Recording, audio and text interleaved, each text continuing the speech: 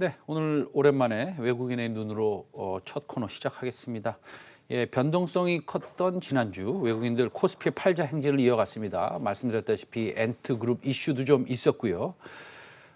오늘 오전에는 코스피 코스닥이 이제 전부 다 외국인이 매수를 하고 있는데 코스피는 조금 다시 매도로 돌아가고 이제 좀 그 언저리에서 왔다 갔다 하고 있는 것 같습니다. 지난주 외국인 수급 현황과 함께 11월 전망까지 한번 알아보겠습니다. 외국인의 눈입니다. 미래에셋대우 글로벌 마켓 본부의 한슬리 선임 매니저. 예, 지금 나와 계시네요. 네. 주말 잘 안녕하세요. 쉬셨습니까? 예, 잘 지냈습니다. 네.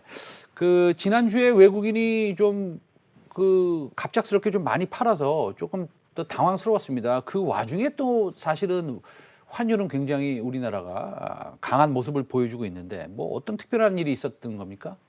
예, 뭐 지난주 뭐 크게 말씀드리면은 매매상으로는 말씀하신 대로 외국인들이 이제 순매도를 했고, 이게 이제 저희가 봤을 때는 제일 큰 이슈는 이제 코로나 두 번째 웨이브, 이게 좀 제일 컸던 것 같아요. 뭐 프랑스하고 또 독일하고 이런 쪽에서 록다운을 다시 할 수도 있다, 한다, 11월 달에 한다고 했죠.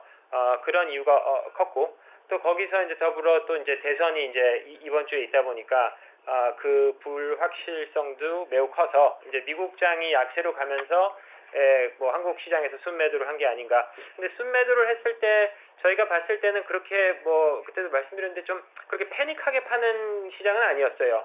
어떻게 보면은 당연히 미국 시장이 그렇게 빠졌고 또 이 록다운 관련해서 분명히 결정이 나왔으니까 어떻게 보면 외국인이 순매도 한 것도 좀 어떻게 보면 당연한 거 아닌가 좀 예상을 하고 있고, 이게 아직 끝난 게 아니죠. 록다운은 11월 달 내내 이제 있을 거고, 또 이제 미 대선 앞두고는 좀 불확실성 그리고 이제 변동성, 이게 조금 심해지면 심해지지 뭐 이렇게 크게 빨리 없어지진 않을 것 같습니다. 뭐 오늘 사람들이 뭐 말하는 것도 뭐 시장 좀 반등하지 않았냐, 외국인들이 순매도를 멈추지 않았냐라고 해도 이게 뭐 지금 현재 상황을 봤을 때는 그렇게 크게 변동성이 줄 것 같지는 않습니다.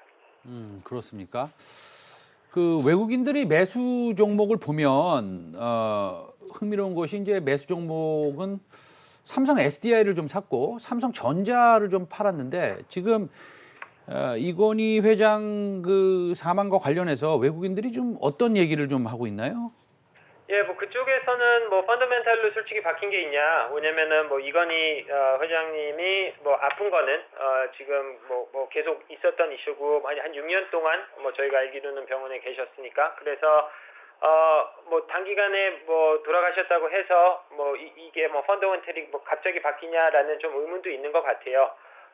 근데 이제 펀더멘탈리 좀 바뀔 수 있는 거는 삼성전자가 이번 연도로 그 3년 그 쉐어홀더 리턴 폴리시가 이제 마무리가 되면서 이번에 3분기 콜에서도 이제 주요 질문이었던 게 이거 이제 마무리되면서 이제 주주 환원 관련해서는 어떻게 봐야 되고 올해, 그리고 내년부터는 좀 어떤 주주 환원 폴리시가 나올 거냐라는 질문이었는데 좀 기다려보자고 했어요, 삼성전자에서는. 그래서 저는 그걸 들었을 때 해석하는 게 우려스럽진 않았어요. 뭐 저희가 이야기를 해봐도 이게 뭐 당연히 생각을 많이 해왔고 당연히 바뀌고 뭐 어떻게 보면은 좀 진화되는 거는 예고가 된 거지만 시기상 아직까지 마무리가 안 됐으니까 말씀을 못 드린다라고 저는 해석을 했거든요. 그래서 뭐 이거 관련해서는 펀더멘털리 뭐 주주 환원 그리고 또 펀더멘털 뭐 뭐 가격, 반도체 가격 개선대에서도 저희는 좋게 보고 있으니까 뭐 이 순매도 한 거는 그렇게 크게 뭐 삼성전자에 대해서 네게티브 뷰가 아니고 그냥 시장을 어떻게 보면은 좀 조정을 해야 되고 리밸런스를 해야 되니까 그 차원이라고 생각을 하고 있습니다.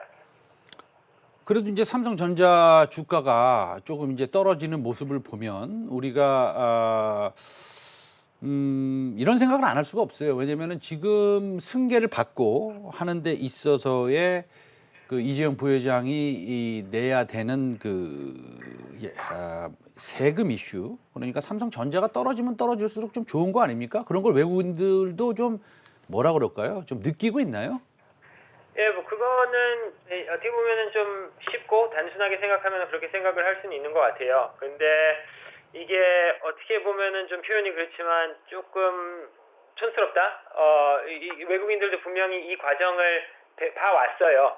이게 이제 승계 이슈들도 예전에 삼성전자도 있었고 당연히 현대차도 겪고 있고 뭐 등등 이슈들이 있어서 그냥 이렇게 좀 뻔하게 좀 삼성전자가 한다는 것에 대해서 이야기를 하면은 뭐 모르겠어요. 제가 이야기하는 투자자들은 거의 이거 들으면 저한테 좀 웃을 것 같기도 하고 그래서 그렇게 크게 그런 방향으로는 생각을 하시는 분은 없는 것 같고 오히려 삼성전자하고 뭐 현대차도 포함해서 이 마이너리티 쉐어홀더 그러니까 주주들 대주주가 아닌 소액 주주들을 편으로 끌어들여야 된다는 것에 대해서 오히려 더 생각을 하고 있고 그러면은 뭐 주식 가치를 뭐 빠뜨린다 그렇게 생각을 안 하실 거고 뭐 오히려 주주 환원에 더 포커스를 맞춰서 가치를 올린다 뭐 그렇게 생각을 좀 더 하시는 게 있는 것 같습니다. 알겠습니다. 그 외에 그러면 지난주 외국인들이 좀 특이하게 봤던 이슈들이 있었나요? 근데 엔투그룹 같은 거는 뭐 얘기 안 나오나요? 왜냐면 엔투그룹을 좀 살려면 어쨌든 뭐 우리나라가 뭐 전 세계 ATM 시장이다라고도 얘기하는데 우리나라 좀 팔아야 되는 거 아니에요? 뭐 그런 느낌이나 그런 것들은 뭐 대화하시면서 뭐 느끼신 적은 없습니까?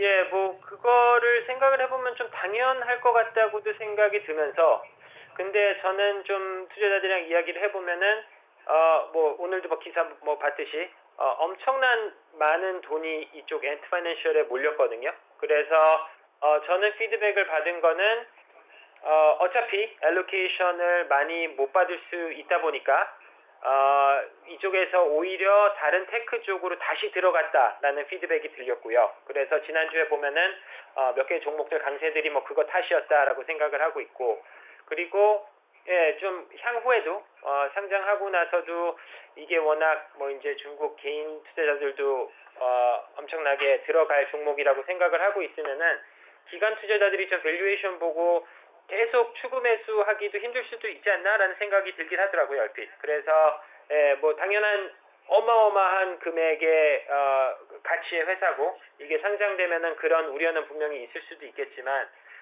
이게 뭐 기간 수급에 뭐 지속적으로 계속 뭐 임팩트를 봐야 되나 그거는 조금 아닌 것 같고 오히려 이게 이제 나중에 뭐 지수 편입 뭐 그렇게 됐을 때는 다시 한번 생각을 해봐야 될 것 같아요. 뭐 패시브 펀드들이 당연히 이걸 트래킹을 해야 되고 하니까 근데 지금 당장은 어떻게 보면 조금 넘어가지 않았나라고 생각을 하고 있습니다. 알겠습니다. 근데 향후에 근데 이거 향후라는 게 좀 일찍 다가올 것 같아요. 그렇죠? 워낙에 큰 회사니까 지수 편입되는 것은 뭐 거의 99.999, 100%에 그렇죠. 가까운 것이고 그다음에 지수가 편입이 되면 그 패시브 펀드가 어쩔 수 없이 이것은 뭐 룰이죠. 사야 되는 것이고 게다가 액티브 펀드조차도 사야 되는 것이고 해서 하는데 이미 뭐 조금 돈을 좀 자금을 확보해 놨다고 치면 다행이지만 향후에 엔트 그룹의 변동에 따라서 조금 우리나라에서 조금 빠져나가는 돈이 살짝 조금 더 있을까 해서 궁금해서 한번 여쭤봤습니다.